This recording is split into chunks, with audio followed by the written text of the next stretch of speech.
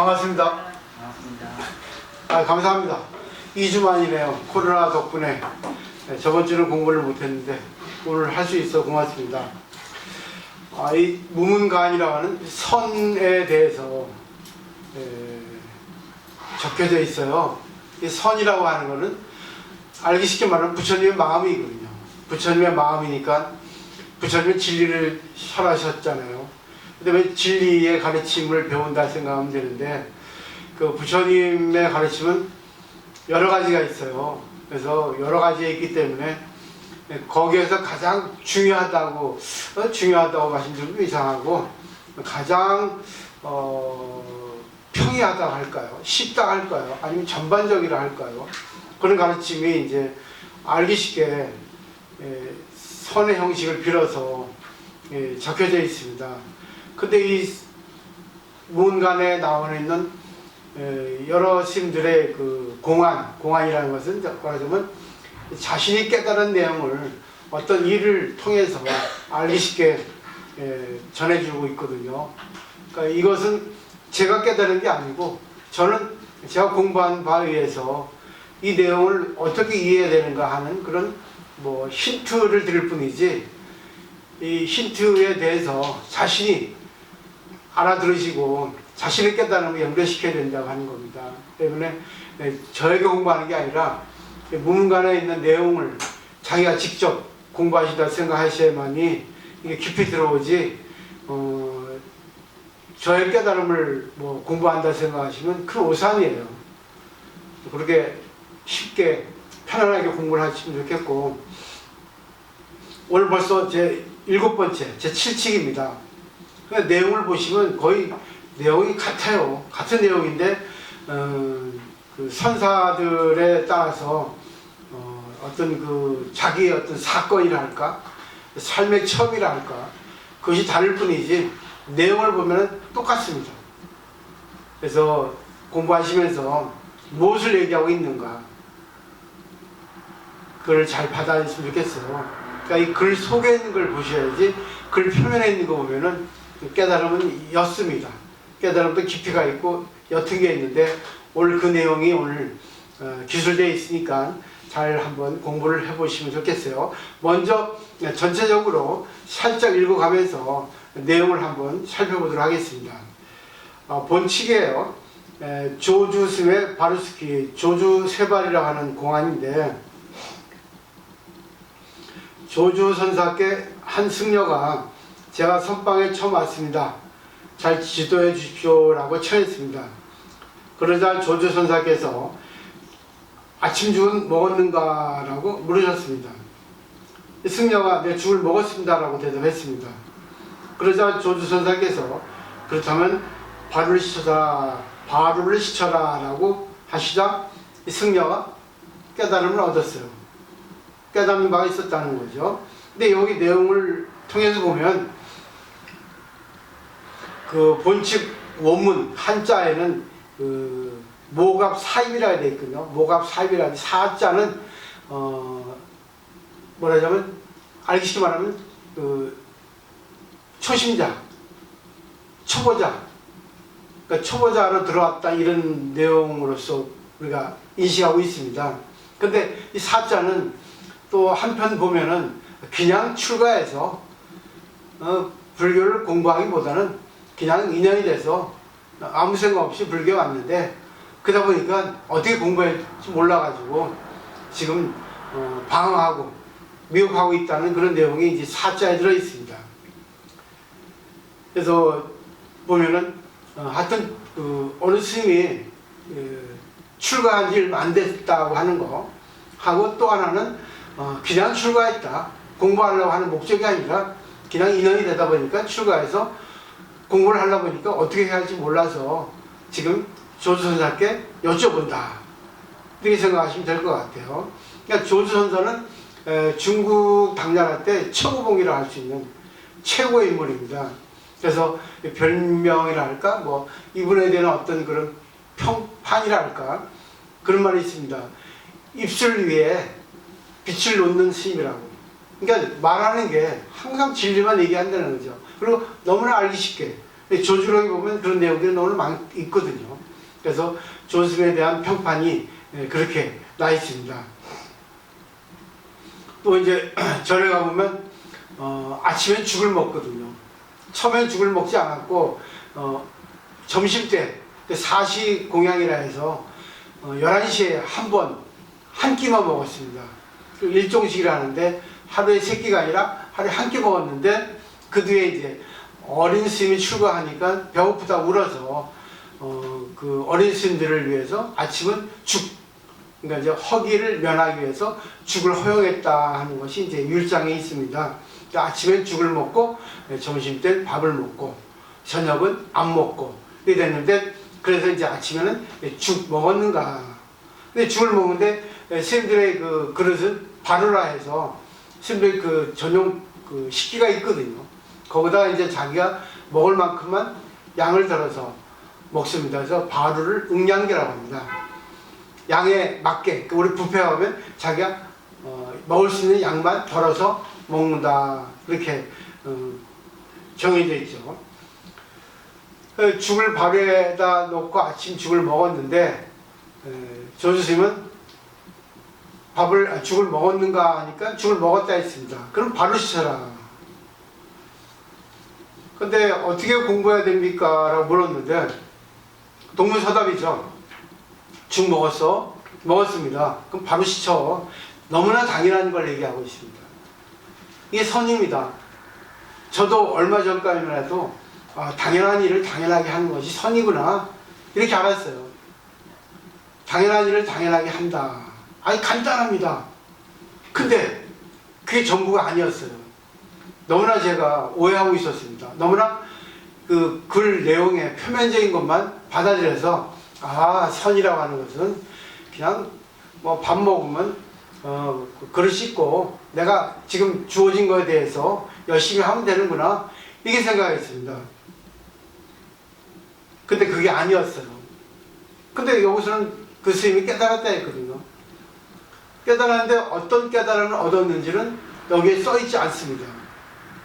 그래서 이 내용을 보고 무문 스님은 송나라 때니까 한참 몇백 년 뒤에 송나라 때 무문 회계 스님은 이 공안에 대해서 이제 자기 나름대로 논을 쓴 겁니다. 평한 거죠. 그래서 제 창을 보죠. 다음 장 넘겨보시면 무문선사가 말씀하십니다. 조주선사가 입을 열어 실견을 보이시고 심장과 간까지 몽땅 드러내셨네. 그런데도 이 승려가 이것을 듣고도 참 뜻을 헤아리지 못하는 것이 그러니까 소리나는 종을 항아리로 착각하는 것과 같구나. 이렇게 지금 무문스님은 평했습니다. 그러니까 이거를 볼 때 역시 내가 틀렸구나. 일전에 내가 당연한 것을 당연하게 하는 것이 선이구나, 깨달음이구나 한 것에 대해서 틀렸다는 것을 알았던 거죠. 너무나 간단 명료한 것 같은데 간단 명료한 것이 선이 아니더라고요. 그 선의 공식을 한번 보시면 프린트의 첫 번째 줄에 있죠. 선의 공식은 즉금 당처 자기입니다. 이거는 꼭 외워두시면 좋을 것 같아요. 이건 진리 중에 진리입니다. 즉금이라는 것은 지금 이 순간입니다. 당처는 이 자리입니다. 이 당자예요. 당장, 당처, 이 자리입니다. 그러니까 지금 이 순간 이 자리에서 내가 있다. 그러니까 지금 내가 이 순간 여기에 있는데 내가 지금 누구하고 인연되는가, 내가 지금 무엇을 하고 있는가, 여기에 대해서 주관적으로 자기가 주인공이 되는 거죠. 주체자가 되는 겁니다. 그러니까 자기가 알아서 하는 건데 이 알아서 하는 것 인연 따라 당연한 것을 당연하게 하는데 이걸 어떻게 해야 되는가. 간단한데 간단한 게 아니에요. 이걸 오늘 배우셔야 되는 겁니다. 그럼 어떻게 간단한데 간단하지 않은가, 당연한데 당연하지 않은가, 그것을 오늘 아시면 되는 거거든요. 그 다음에 이제 밑에 개성을 한번 또 보도록 하겠습니다. 무문스의 개성으로 가로되, 이제 시 형식이죠. 운문이죠. 앞에 산문이고. 다만 너무 분명하게 도리어 깨닫기 어렵네. 무문스님 대단하죠. 너무 쉽게 명료하게 간단하게 설명을 해주니까 쉽다고 깨달았는데 알고 보니까 이게 더 어렵다는 거지, 깨닫기가. 그래서 사실 전문가는 정말 알기 쉽게 설명해 주거든요. 전문가가 약간 모자라니까 어렵게 얘기합니다. 정말 제대로 자기 분야에서 분명히 아는 사람은 상대가 어떻든 간에 상대를 위해서 상대에게 알기 쉽게 전해줄 수 있어야만이 정말 전문가 중에 전문가를 할 수 있습니다. 그건 다 아실 겁니다. 그러니까 내가 알면은 상대가 누구든지 관계없이 어느 정도의 지식을 갖고 있는 관계없이 상대에게 알기 쉽게 전할 수 있는 그런 능력을 갖고 있거든요. 그렇지 않으면 자기가 아직까지 아는 것이 부족하다고 보시면 될 것 같아요. 세 번째 보죠. 등불이 곧 불임을 재빠르게 알아차렸다면 바보님이 된 지 오래일 텐데, 참 멋있어요. 등불은 불이잖아요. 불이지 않습니까? 근데 등불이 불이라는 걸 모르는 거예요. 근데 등불이 불이다 하면은 밥이 이미 됐다는 거죠. 이거는 벌써 인과 동시라 합니다. 연꽃이 우리가 씨하고 열매가 같이 있잖아요. 근데 우리가 부처가 되려고 공부하는 인자, 원인, 근데 그 안에 동시에 부처가 돼 있다는 겁니다. 그러니까 지금 내가 부처가 돼 있다는 거예요. 지금 부처가 되려고 깨달음을 얻으려고 지금 노력하고 있는데 내가 지금 부처가 돼 있다는 것을 모른다는 겁니다. 이렇게 생각하시면 이해가 되죠? 그러니까 항상 대승불교의 기본 원칙은 내가 부처다 하는 겁니다. 내가 불성을 갖고 있다. 불성을 갖고 있다면 나는 이 부처다. 부처인데 지금 내가 왜 중생인가?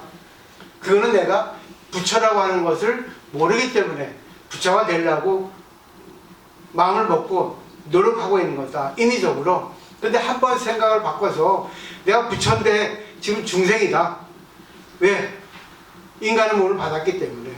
인간의 몸을 받아도 인간의 몸을 받기 전에는 원래 부처였다. 근데 인간의 몸을 떠나면 부처가 아닌가? 근데 그거는 미래이기 때문에 그거는 공식이 성립되지 않아요. 지금 인간의 몸을 받고 있는 이 중생의 몸으로서 지금 내가 부처라는 것을 인식할 수 있어야만이 인과 동시입니다. 원인과 결과가 동시에요. 이게 깨달음이에요. 깨달음이라는 것은 이론적인 깨달음도 있고 실질적인 몸으로 정말 말 이전에 말을 떠난 깨달음이 있거든요. 근데 우리는 전부 말로 인한 깨달음이에요.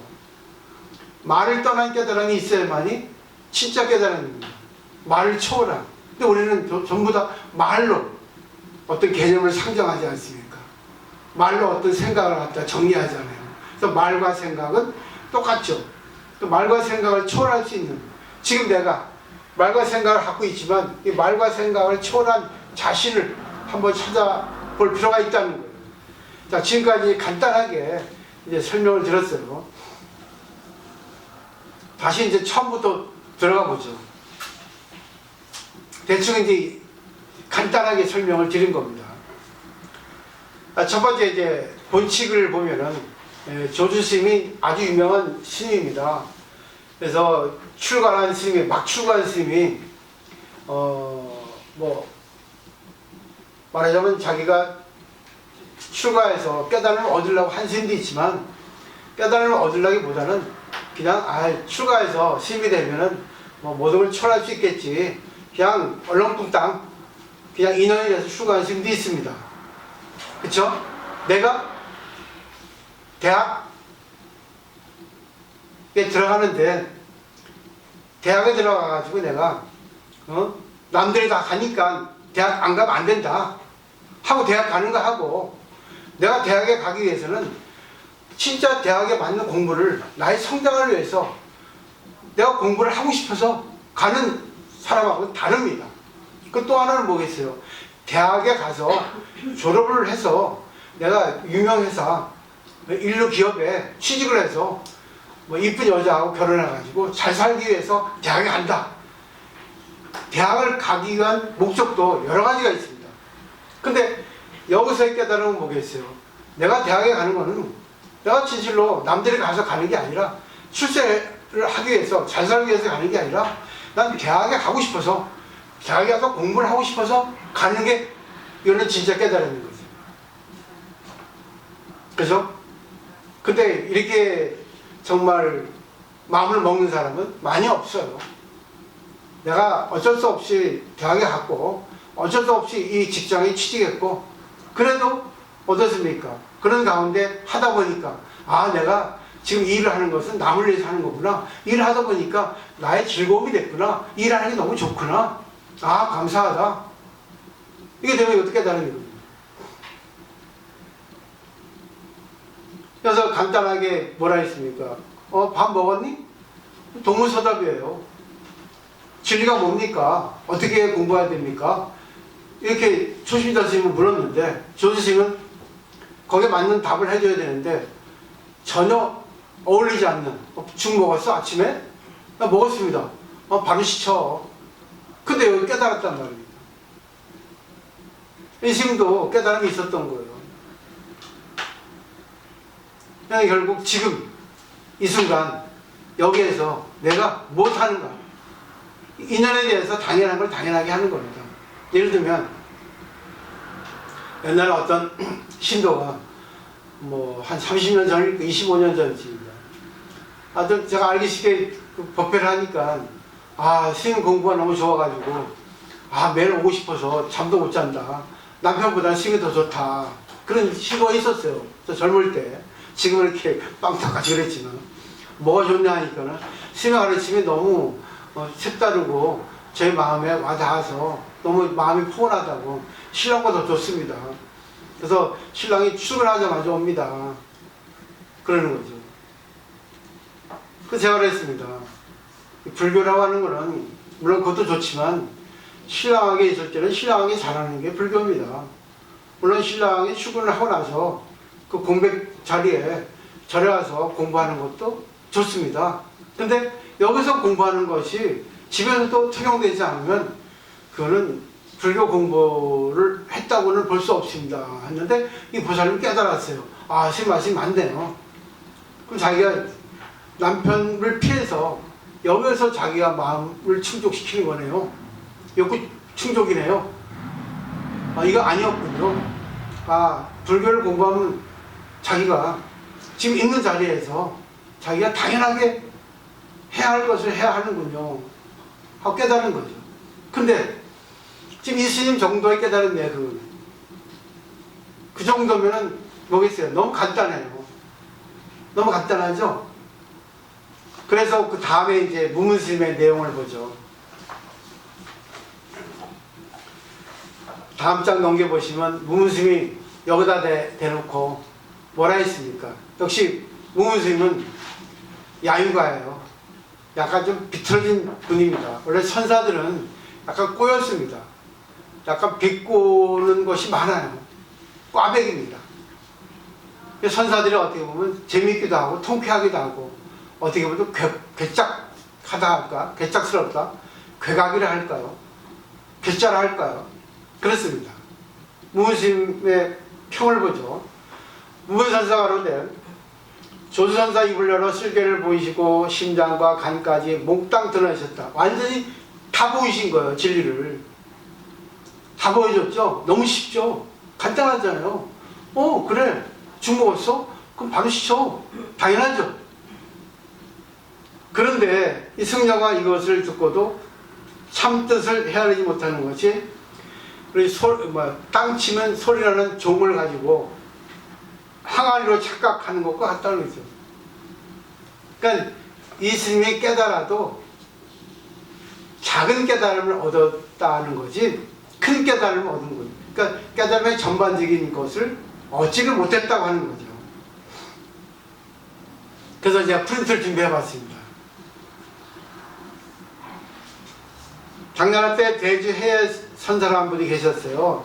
근데 원율사, 율사입니다. 율사라고 하는 것은 계율을 철저히 지키는, 아주 청렴하게 또 간편하게 사시는 분이에요. 말하자면 이제 금욕주의라 할까요? 스님들이 금욕주의, 밥 하루에 한 끼 먹고, 그리고 뭐 하여튼 잠도 4시간 이상 안 자고, 그리고 뭐 하여튼 뭐 절약하고, 아주 이렇게 정말 계율을 잘 지키고 사는 스님을 율사랍니다. 율사가 저는 화상께서 매우 도가 높다고 들었습니다. 화상께서도 도를 닦으실 때 공력을 쓰십니까? 물론 공력을 쓴다. 어떻게 공력을 쓰십니까? 배고프면 밥 먹고 피곤하면 잠을 잔다. 모든 사람이 다 그렇게 합니다. 그들도 스님과 똑같이 공력을 쓴다고 할 수 있겠군요. 똑같이 않다. 왜 같지 않습니까? 그들은 밥을 먹을 때도 밥만 먹지 않고 온갖 생각에 골말하고 잠을 잘 때도 그냥 잠을 자지 않고 이런저런 망상에 시달리며 꿈을 꾼다. 그러기에 똑같지 않다. 대충 느낌 오시죠? 우리는 어떤 인연, 그러니까 지금 당처 자기 공식에 의해서 지금 내가 어느 자리에 어느 때 있는데 자기가 그러면 그 자리에서 어떤 상대, 어떤 어떤 조건에 처해질지는 모르잖아요. 근데 그게 바로 중요합니다. 어떤 인연에 처해졌다 하더라도 그때 알맞게 하는 거예요. 그게 바로 선이라는 겁니다. 근데 우리는 그걸 할 때 별 생각을 다 한다는 거죠. 왜? 지금 이 순간만 생각하면 되는데 이거에 대해서 내가 어떤 결과를 생각하고 앞으로 어떤 일에 대해서 생각하고 여러 가지를 생각하고 관계를 한다는 겁니다. 밥을 먹을 때는 밥을 먹고 죽을 먹을 때는 죽을 먹고 회사에 갈 때 회사에 가고 또 내가 취미생활 할 때는 취미생활 하고 하면 되는데 딴 생각 같이 한다는 거죠. 그리고 그거 할 때 그거에 대해서 골똘히 전념을 못 한다는 거죠. 딴 생각 하면서 한다는 거죠. 그게 바로 우리의 어떤 뇌의 작용, 생각의 작용, 말의 작용입니다.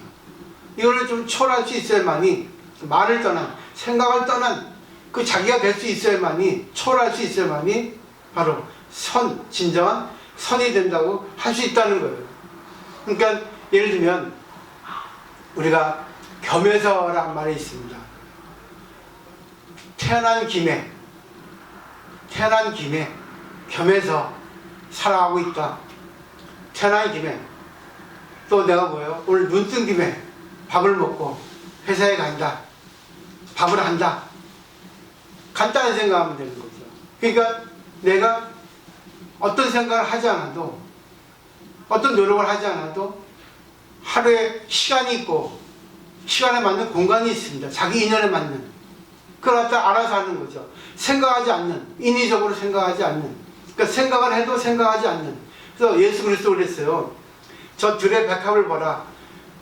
수고하지 않고도 꽃을 피운다. 그러니까 수고하지 않는 수고입니다. 그러니까 내가 밥을 먹어도 노력하지 않고 노력하는 거죠. 이게 바로 중도입니다. 일을 해도 내가 일하지 않게 일을 하는 거죠. 일해도 일한 바가 없는 겁니다.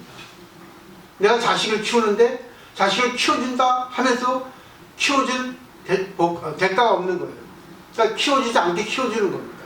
내가 부부생활해도 내 마누라에게 돈을 벌어다 준다 생각 없이 돈을 벌어다 주는 겁니다. 이해되시죠? 근데 이게 어려워요. 왜? 내가 너한테 어떻게 해줬는데 넌 나한테 안 해주냐? 이게 되거든요. 조건, 대가를 갖다가 우리는 부여시키거든요. 그러니까 여기서 가장 중요한 게 뭐냐면 나는 불교 공부를 하는데 깨달음을 열려고 하지 않고 불교 공부하고 인연됐기 때문에 나는 그냥 불교 공부를 즐긴다. 깨달음을 구하려고 하지 않는다. 이게 답이에요.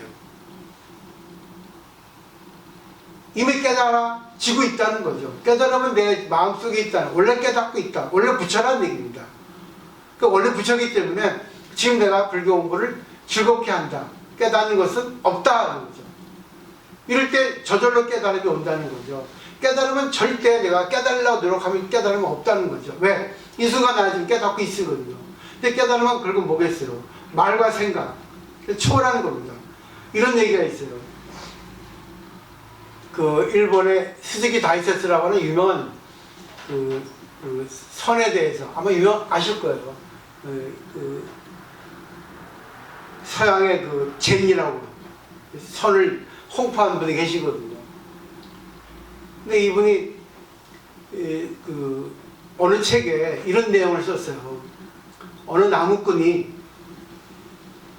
산에 나무를 하러 갔는데 깨달음이란 동물이 있었습니다. 그러니까 이 스즈키 다이세스가 자기가 창작한 내용입니다. 깨달음에 대해서.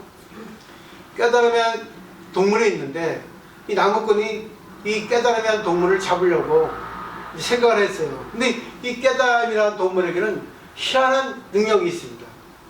상대의 마음을 간파한다는 거죠. 그러니까 나무꾼이 동물을 잡아야겠다 했는데 알아차린 거예요. 아무리 잡으려도 안 되는 거예요. 잡으려도 안 되니까 나무꾼이 저게 미리 알아차리고 안 되니까 그럼 내가 무심코 아무 생각 없이 이따가 한번 잡아버리자 이렇게 잔꾀를 낸 겁니다. 근데 이 깨달으면 동물은 알아차린 거 그것까지. 그래가지고 어떻게 해도 안 잡히는 거예요.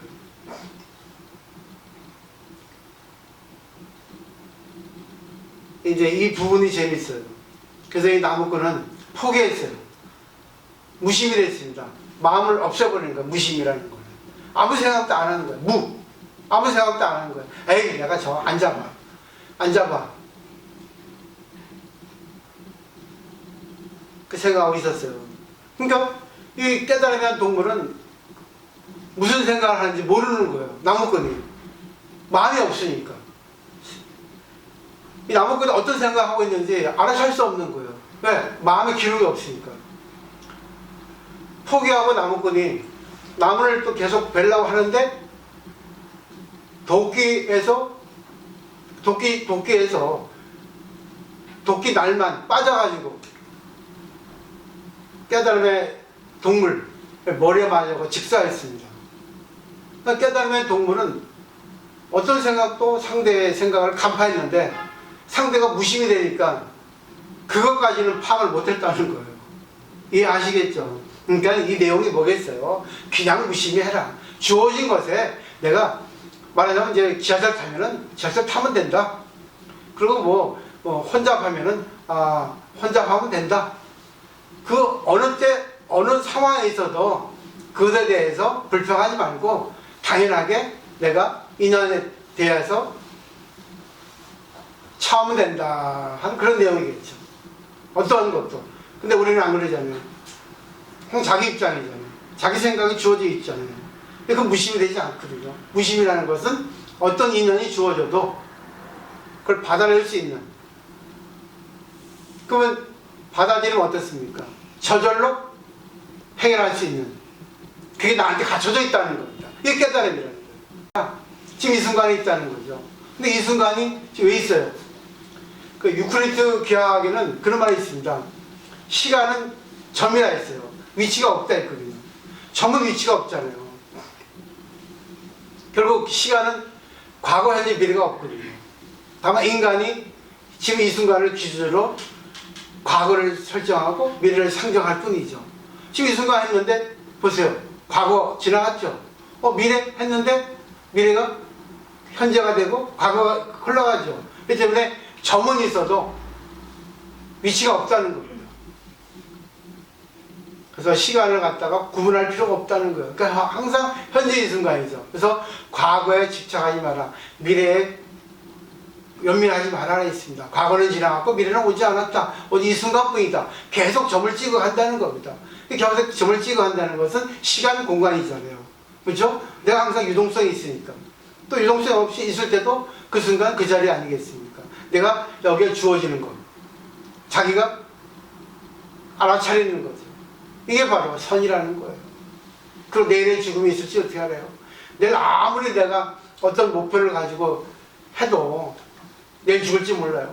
그래서 그 아랍에는 이런 얘기가 있습니다. 어떤 도적이 도둑질하다 잡혔는데 그 나라 옛날이죠. 에는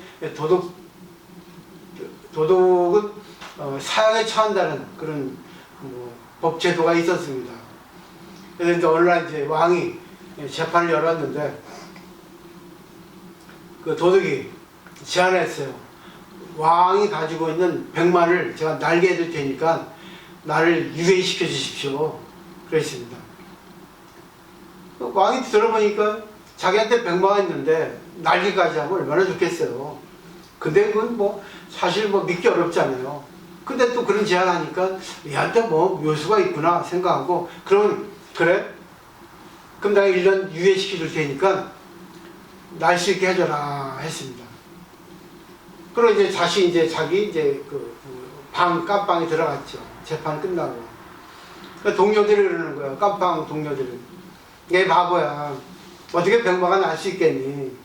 참 그런 터무니없는 생각을 해대고 있냐. 참 한심하다. 그랬습니다.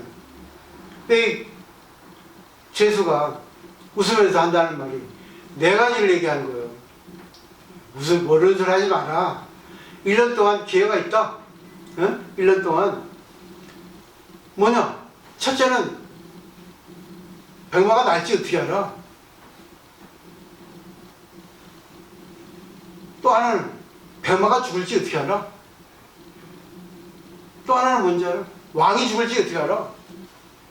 또 하나는 내가 죽을지 어떻게 알아? 그 미래를 설정해도 가능성을 둬도 항상 뭐죠? 지금 이 순간 내가 거기에 대해서 희망을 품고 현재 이 순간 즐겁게 살아가라는 겁니다. 이게 바로 선이에요. 근데 저도 사실 안 돼요. 너무 힘드니까. 현재 이 순간 너무 힘드니까 지금 막 어려운 거예요. 근데 이런 공부를 할 때 그래요. 아, 뭐가 어려워. 옛날 과거하고 비교하니까 어려운 거지. 지금 이 순간 내가 이 순간만 생각하면 어려울 게 뭐가 있어. 또 미래에 대해서 불안하니까 내가 힘들겠지. 그럼 미래에 대해서 생각하지 말자. 미래는 신의 영역이니까. 왜? 인간은 미래를 알 수 없습니다. 인간은 미래를 알 수 없기 때문에 그 이슬람교에서도 인샤알라 합니다. 왜? 항상 미래는 신의 것이니까 신이 원하신다면 하는 그런 전제를 붙여라. 내일 약속하자. 인샤알라. 신이 원하신다면. 그러니까 내일 약속을 해도 내가 못 갈 수 있다. 신이 원하신다면 갈 수 있다. 참 이상한 게 바로 종교입니다. 근데 이건 가능성이에요. 왜? 인간이 할 수 없는 범위가 엄청 많거든요. 그래서 제가 답을 낸 게 그럽니다. 아, 이 순간 내가 주어진 대로 하자. 너무 내에 주어진 것에 얽매이지 말고 주어진 대로 하자.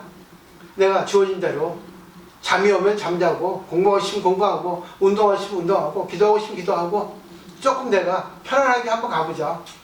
거기서 나의 어떤 뭐가 나오겠지 한 거예요.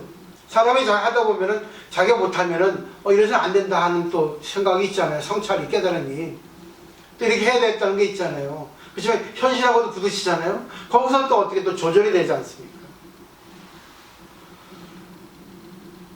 그래서 이 초심자 스님이 깨달은 것에 대해서는 순간만 깨달은 게 아니라는 겁니다. 당연한 것을 당연히 하는데 그것은 어떤 거냐? 원래 부처가 되어 있는 깨달음입니다. 그러니까 부처가 되려고 하는 깨달음이 아니라 내가 원래 부처니까 당연히 하는 거다. 이 생각을 한다는 거죠. 그 다음에 두 번째 보세요. 1월 15일이라고 있죠? 날마다 좋은 예라고 번역합니다. 근데 이거는 이제 중국의 운문선사라고, 운문문헌선사인데 이분도 유명합니다. 이 스님이 어느 날 제자들에게 15월 이전의 것은 묻지 않겠다. 15월 이후의 것을 말해봐라 했습니다. 그러니까 15월 이전은 과거죠. 15월 이후는 지금부터 미래입니다. 그 미래에 대해서 얘기해봐라 했는데 역시 제자들은 답이 없었어요. 그러니까 운문선사 스스로가 뭐라 했습니까? 1일 15일 날마다 좋은 날입니다. 근데 우리 중생에게는 날마다 좋은 날입니까? 아니죠. 회사 가기 싫어서 오늘 쉬는 날, 오늘 휴일이니까 놀러가서 좋은 날, 자기 중심이에요. 오늘 회사 가서 좋은 날, 오늘 비가 오니까 비가 와서 좋은 날. 그래서 영국의 사상가 러스키는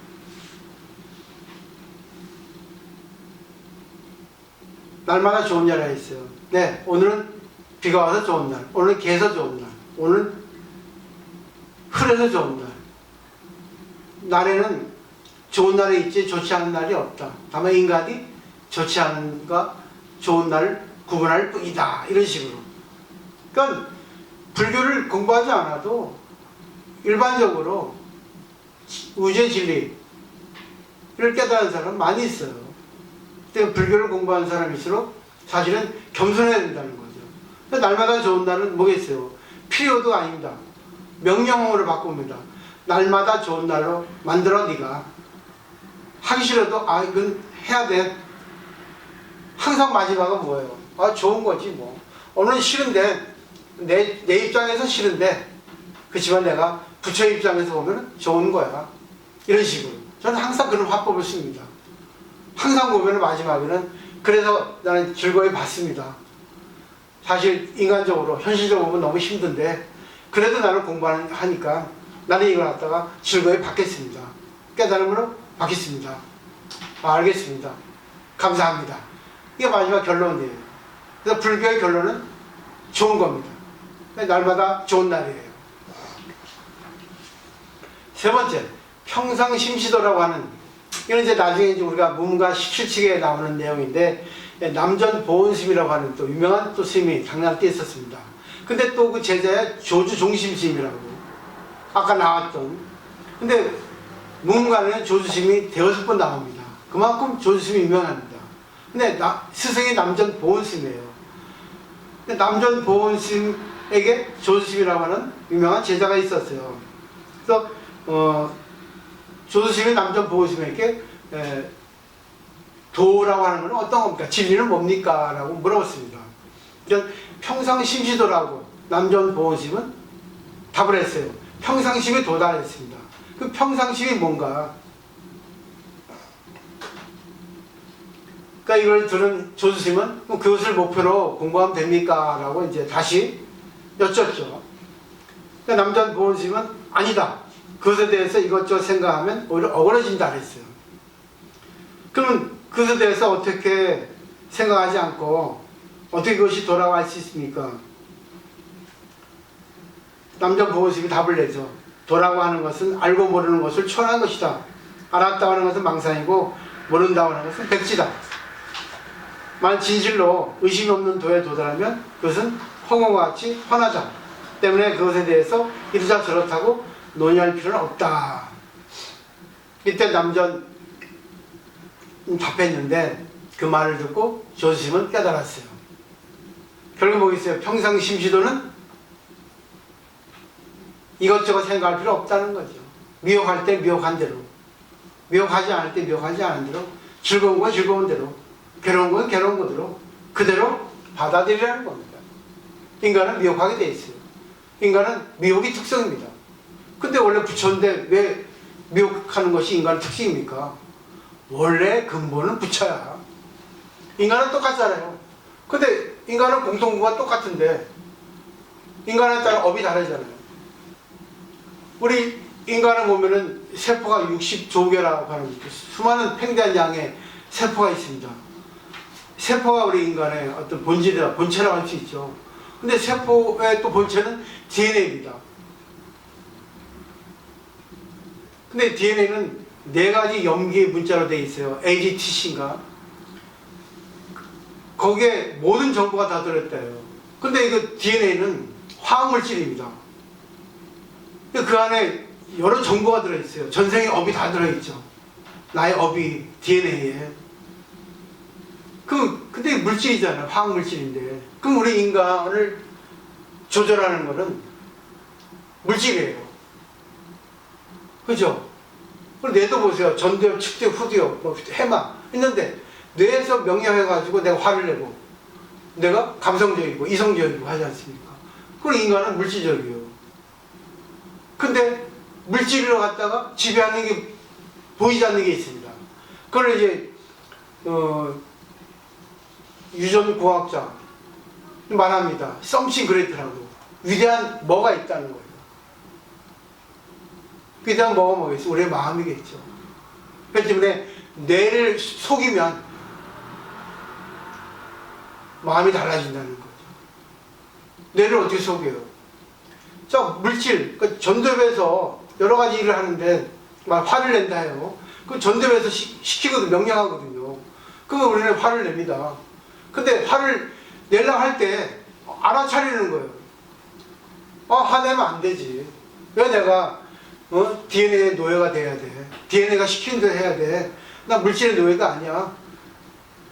나는 정신의 소유자야. 나는 위대한 부처야. 이걸 깨닫는 겁니다. 결국 물질이 시키는 대로, DNA가 시키는 대로 생각을 하되 그 순간 한 번쯤 깨달아 보라는 거죠. 이게 뇌공학자. 다 얘기를 하고 있어요. 그래서 왜 뇌를 우리가 자극해야 됩니다. 근데 참 이게 어려워요. 왜? 습관의 동물이기 때문에. 우리가 DNA의 노예가 되기 때문에 쉽지 않은데 항상 내가 몇 번 생각하라. 그 필요가 있다는 거죠. 한 번 말할 때 생각하고, 한 번 생각할 때 또 한 번 생각하고. 생각은 말로 연결되고 말은 생각으로 연결됩니다. 그러니까 말과 생각은 같아요. 그래서 그 프랑스의 데카르트를 말했잖아요. 나는 생각한다. 그러고 나는 존재한다. 생각한 대로 존재하는 거죠. 그때 한 번 더 생각하라는 거죠. 그러니까 그 유식에도, 불교 유식에도 우리 그 마음에는 네 가지가 있다 했거든요. 주관, 객관. 또 주관에 또 하나의 주관, 또 하나의 주관. 이 계속 서로 호환하면서 생각 정리를 하는데 표면적인, 육체적인, DNA의 노예적인 자기가 나오면은 그냥 그대로 일상적인 자기예요. 화를 내면 화를 내고, 지금 마음대로 얘기하시면 얘기하고. 근데 그걸 갖다가 조절하는 사람은 화를 내고 싶어도 화를 내지 않고, 상황이 화를 내야 할 때도 안 내고, 자기가 자기를 조절하는 거죠. 그러면 어떻습니까? 지금 이 순간에 내가 신이 되는 거예요. 이 순간에 내가 부처가 되는 거죠. 죽어서 육체 입사를 해거나 신이 되는 게 아니라 내 몸속에 정신을 자기가 주관적으로 자기가 갖고 노는 거죠. 운전하는 거죠. 그 운명이라는 것은 자기가 자기 생명을 운전하는 겁니다. 그죠? 자기 마음을 운전할 수 있어야 돼요. 그러니까 진리는 지금 이 순간 내 몸과 마음을 떠나서 없다는 겁니다. 그건 한결같이 얘기를 해요. 사상가들이. 내 몸을 떠나서는 결국 뭐겠어요? 혼백밖에 없어요. 그건 뭐겠어요? 귀신이죠. 몸을 떠나 있는 영혼이 무슨 작용을 하겠습니까? 우리가 귀신을 보고 놀라는데 그건 자기 안에 귀신이 서로 얼싸 아는 거예요. 귀신이 있나 없나. 있는 사람에게 있고 없는 사람이 없어요. 그러니까 자기가 겁을 먹으면 귀신이 보입니다. 겁을 먹지 않으면 귀신이 안 보여요. 그래서 모든 건 실체가 없다는 거죠. 실체가 없다는 거는 실체가 없기 때문에 있을 수도 있고 없을 수도 있다는 거죠. 다 누구의 노름이에요? 자기 의식의 노름입니다. 그러니까 의식을 자기가 더 넓힐 수 있고 크게 확장시킬 수 있으면 그게 바로 깨달음이 아닌가 좀 말씀드리고 싶어요. 그 네 번째 보세요. 이거는 신신명이 나왔는데 아시다시피 유명합니다. 지도문안, 유형간택, 그 다음에 뭐죠? 단막증에, 통연명백이라 했어요. 지도는 뭐죠? 지극한도, 진리는 어렵지 않다. 뭐죠? 유협간택이에요. 오직 간택을 싫어한다. 분별이죠. 분별하되 분별하지 않는 겁니다. 중생의 특기는 분별이에요. 근데 세상에 분별 좋아하죠. 이것저것 분별해서 알아서 해라 하는데 물론 좋아요. 필요해요. 근데 우리의 중생의 분별은 좋다 싫다, 나쁘다 이쁘다, 좋다. 그렇기 때문에 자기중심적이기 때문에 분별을 초월하라 하는 거죠. 그래서 유형 간택이죠. 오직 간택을 싫어한다는 거죠. 간택하되 간택을 초월하라고 합니다.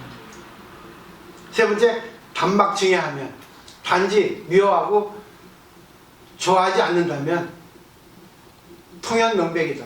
분명하게 진리는 드러날 것이다. 명백해질 것이라는 거죠. 그럼 답이 뭐예요? 어떤 일에 대해서 내가 분별하되 분별을 초월해라. 받아들이라는 겁니다. 즐겁게 하라는 겁니다. 당연하게 하라는 겁니다. 근데 이것이 인과가 갖춰진 겁니다.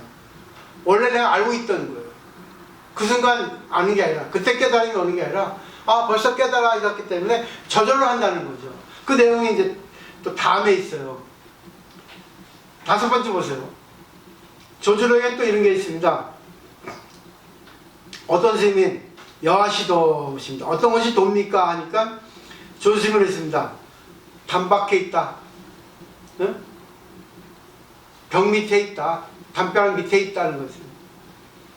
그러니까 그 스님을 해요. 아, 그런 도를 묻는 게 아니고요. 대도 말입니다. 대도. 그런 도 말고요. 대도요. 그러니까. 조스님 뭐라 했어요? 함경에 있습니다. 나는 뭐죠? 나는 법을 본다. 법은 나를 본다 했나? 또 잊어버렸네. 나는 법을 본다는 것은 인연법이거든요. 법은 나를 본다. 법을 보는 자는 나를 보고 나를 보는 자는 법을 본다. 그랬습니다. 이 법은 진리, 인연이거든요. 그러니까 인연법을 보면은 나를 보는 거야. 부처님이 보이는 겁니다. 부처님을 보는 것은 인연법을 보는 거예요. 그러니까 진리는 인연입니다. 인연은 뭐예요? 시간 공간입니다. 보세요. 최고의 진리는 뭐죠? 시간 공간이에요. 그래서 우주를 갖다가 영원한 시간, 영원한 공간입니다. 지금 이 순간에 과거, 현재, 미래 3세가 다 들어있어요. 그래서 법성계에 뭐 있습니까? 9세, 10세 호상지기라 했죠? 9세, 10세 호상지기라는 것은 과거, 현재, 미래가 있고, 현재, 과거, 현재, 미래가 있고, 미래의 과거, 현재, 미래가 있고, 지금 이 순간입니다. 333, 9이죠. 지금 이 순간, 10이죠. 9세, 10세 호상지. 그러니까 결국 이 순간에 영혼이 있다는 거죠. 지금, 모란이 필 때, 지금 피는 게 아니에요. 과거에 폈을 때 피는 겁니다. 전부 피어있기 때문에 피는 겁니다. 또 질 때는 지기 때문에 지는 겁니다. 모든 것이 다 동시에요. 근데 우리는 과거는 과거, 현재는 현재에서 모든 것이 다 연결되어 있다는 겁니다. 어떤 것도 다 진리라는 걸 보고 아셨고, 그 다음에 이제 7번째 보세요.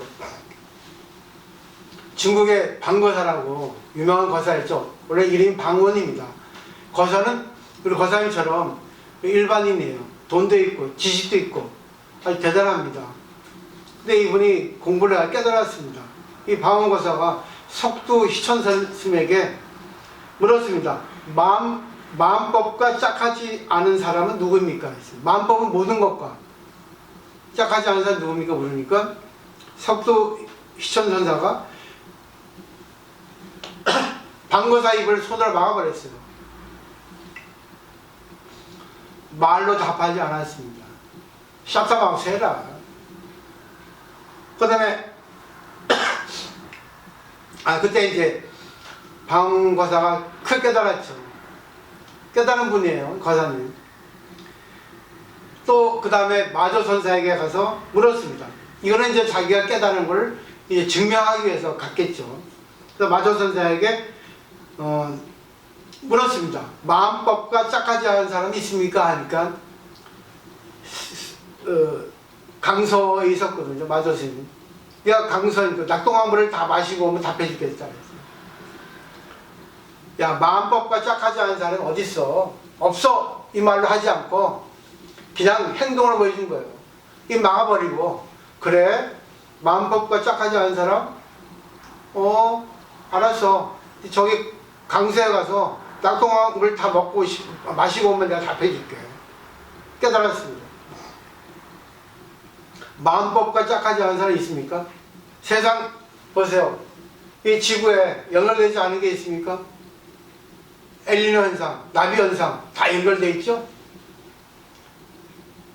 우크라이나 지금 러시아하고 전쟁이 났는데 다 연결되니까 지금 세계 지금 불황이죠. 휘발유가 올랐죠. 코로나 보세요. 세계 연결했기 때문에 코로나 다 난리 났죠. 연결되어 있지 않은 거 없습니다. 이게 바로 일직다 다지길입니다. 하나가 전체고 전체가 부분이에요. 그렇기 때문에 그거를 갖다가 우리가 이론적으로 전개하면 시간 공간은 진리다는 거죠. 근데 시간이 전체고 공간도 전체라는 겁니다. 내가 여기 있을 때 우주가 내와 함께 있다는 거죠. 내가 우주라는 거죠. 이게 위대한 깨달음이에요. 그러니까 내가 지금 주인공이라고 항상 생각할 때, 우주를 생각할 때 나를 중심축으로 생각하는 거예요. 수미산이 그겁니다. 수미산을 세우라, 법당을 세우라 하는 것은 나를 중심으로 생각하라는 거죠. 나를 중심으로 부처님이라면 모든 걸 살려줘야 됩니다. 근데 대승불교는 살려주지만 않거든요. 상대를 위하면 상대에 대해서 때릴 수도 있습니다. 그러니까 자식과 와이프 생각하면 됩니다. 와이프가 나쁜 짓 하면 가면 두고 봅니까? 뭐라고 하죠. 자식이 잘못하면 뭐라고 하죠. 근데 사회에서는 어떻습니까? 함부로 말하자면 큰일 나죠. 이거 못하는 겁니다. 그렇지만 깨달은 사람은 그때그때 따라서 말할 때, 말하지 않을 때, 해야 할 때, 안 해야 할 때, 화를 내야 할 때, 내서는 안 될 때, 잘 자기가 안다는 겁니다. 그거에 대해서 이런 말이 있어요. 여섯 번째 보세요. 벽암록에 수시에 말합니다. 수시는 그 본칙에 대해서 이제 어떤 안내문이에요.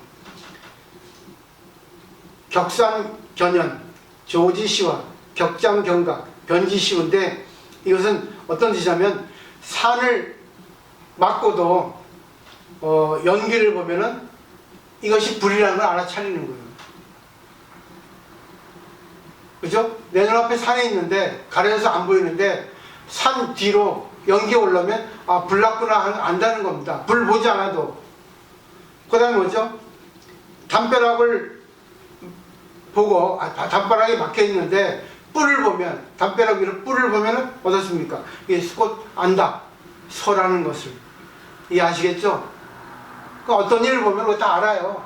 근데 그걸 알면서도 내가 그걸 갖다가 대처하지 못하는 거 그거는 왜 그러겠습니까?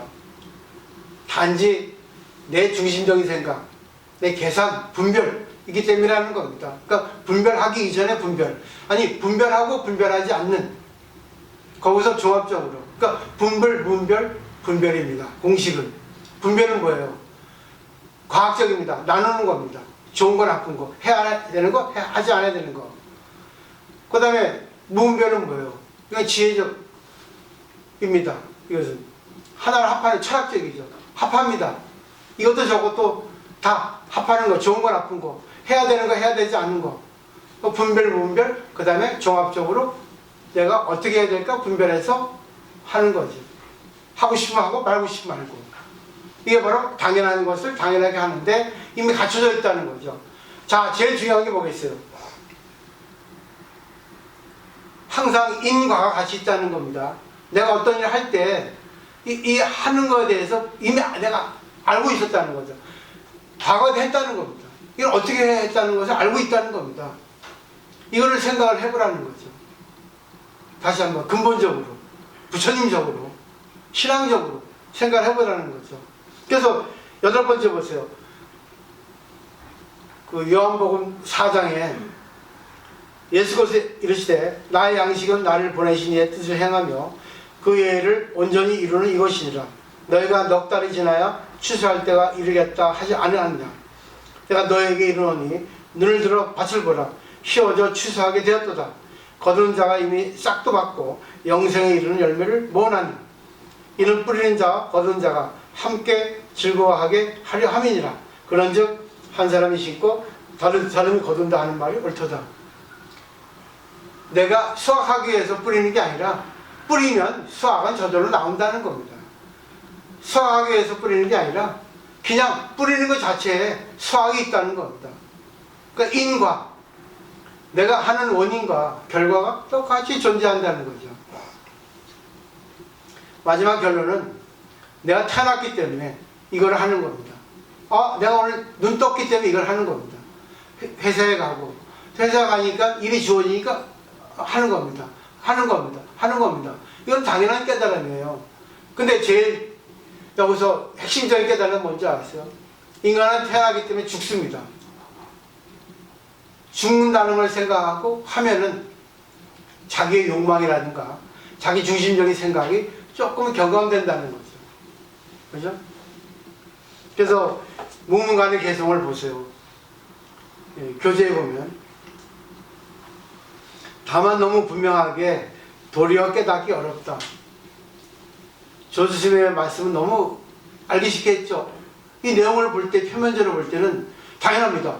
그래 밥 먹었으면 설거지하는 건 당연하지. 당연합니다. 근데 이 안에 들어있는 내용은 그게 아니에요.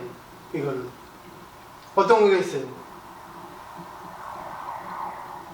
고맙게 하는 겁니다. 고맙게. 다른 걸 생각하지 않고. 그 다음에 보세요. 등불이 곧 불임을 재빠르게 차렸더라면 밥은 이미 된 지 오래일 텐데. 이게 마지막 답이에요. 그러면 뭐예요?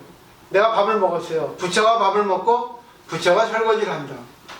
부처가 회사 간다. 부처가 일을 한다. 부처가 화를 낸다. 부처가 싫은 기색을 낸다. 이렇게 하는 겁니다. 부처가 태어나서 부처가 여러 일을 하고 부처가 죽는다. 모든 건 부처가 하는 거예요. 그래서 일본의 도은선사는 그렇게 얘기했습니다. 아, 부처가 수행을 한다. 중생이 수행해서 부처가 되는 게 아니라 부처가 그냥 수행한다. 주어진 거에 대해서 깨달으려고 하지 않고 깨달으면 이미 있다는 겁니다. 등불이 불인 것을 알면 밥은 이미 됐다는 겁니다. 그러니까 깨달으려고 노력할 필요 없어. 깨달으면 다른 데 있는 게 아니라 벌써 이미 내 안에 있어. 그거 갖고 나는 보세요. 그걸 꺼내면 되는 거예요. 그 꺼내는 게 뭐겠어요? 주어진 인연에 감사히 받아 쓰라는 거죠. 모든 거는 내가 할 때 거기에 동시에 결과가 있다는 겁니다. 근데 어떤 결과가 오든지 간에 그걸 갖다가 감사히 수렴하라는 거죠. 즐거이. 이거를 떠나서는 진리는 없다는 거예요. 이걸 떠나서 신이 없다는 겁니다. 그러니까 모든 것은 신이 주신 거잖아요. 구약성서에 욥기에도 나오잖아요. 욥이 사탄의 유혹을 받고 많이 힘들잖아요. 그래도 결국은 다 받았습니다. 어떤 것도 욥이 결국 2배로 자기 자식도 자기 재산도 늘어났다는 얘기예요. 결국 이 내용이 뭐겠어요? 어떤 것도 다 받아라. 있을지언정 그걸 다 즐거이 받으면 앞으로 결과는 벌써 다 있는 거다. 이 내용이 뭐예요? 등불이 불인 줄 이미 알았으면 밥이 이미 된 지 오래라는 거죠. 오늘 여기까지입니다. 또 조주세발에 대한 공안은 당연한 것을 당연히 하는 것 같지만 우리는 당연한 것을 당연히 하지 못하니까 당연한 것을 당연히 할 수 있게 마음을 먹어라. 그 중생이 당연한 일을 당연히 하는 게 아니라 부처가 당연한 일을 당연히 한다. 그럼 당연한 일을 하는데 이것은 바로 부처의 작용이다. 부처가 해서 좋은 게 아니에요. 부처가 모든 일을 다 해. 네, 마음법과 짝하지 않은 사람이 있겠습니까? 마음법은 세상의 모든 거예요. 거기서 내가 인연이 될 때 나에게 맞는 인연이 주어지는 겁니다. DNA 정보에 의해서. 여태까지 내가 해온 거예요. 업이라 까르마. 정보입니다. 나의 정보에서 내가 노름 각본에 쓰여진 대로 내가 연기를 하는 거예요. 그래서 각본 그대로 살지 말고 각본에 각색을 좀 더해라. 이제부터의 각색을 조금 더 네가 각색을 이쁘게 하면은 부처의 어떤 각본으로 바뀔 것이다. 그러니까 연기 배역이 달라진다는 겁니다. 지금의 나라도 지금의 내가 아닌 약간 조금 달라진 모습은 그대로라도 조금은 달라진 말과 생각, 행동이 달라진 생활 방식은 그대로라도 수준, 부자가 아니더라도 지금 이 순간 이대로 나의 말과 행동과 생활 방식이 달라진다는 겁니다. 결국 뭐죠? 인상 찌푸린 사람이 웃으면서 살 수 있는 거죠. 그러니까 지혜롭게 달라진다는 거죠. 그러니까 지금까지는 연륜의 주름살인데 깨달은 뒤에 이걸 공부하고 난 뒤에는 지혜의 주름살로 바뀐다는 겁니다. 부처의 주름살로 바뀌는 거죠. 부처도 늙어서 죽었어요. 인간이기 때문에. 부처도 성장했습니다. 35살 깨닫고 80세 돌아가시기까지 계속 성장했거든요. 인간이기 때문에. 나중에 이제 대승불교가 이제 생기고 나서 신의로 격성됐죠. 그러니까 신의 우리가 가르침, 신이라고 하는 것에 대한 정치에 대해서 우리가 알 수 있으려면 마음법과 짝해야 된다는 겁니다. 결국 뭐죠? 계속 인연 맺으라고 그래요. 이게 정답이죠. 웃으면서 살아가는 거예요. 우리는 언젠가는 죽습니다. 죽기 때문에 이해하면 인간적으로 고뇌하면서 즐기면서 행복하게 살라는 겁니다. 고뇌하지 않는 것은 인간이 아니에요. 그래서 인간적이라는 말은 고뇌하는 사람이라는 뜻이에요. 고뇌 없는 사람이 어디 있겠습니까? 대통령이 돼도 고뇌하잖아요. 어느 것이 잘났는지 못났는지 시잘데없이 너무 자기를 내세우려고 그러잖아요. 다들. 그죠? 그러니까 앞뒤말이 달라지는 거예요. 그것도 그 사람의 업이겠죠. 여기서 질문 있습니까? 네, 마치도록 하겠습니다.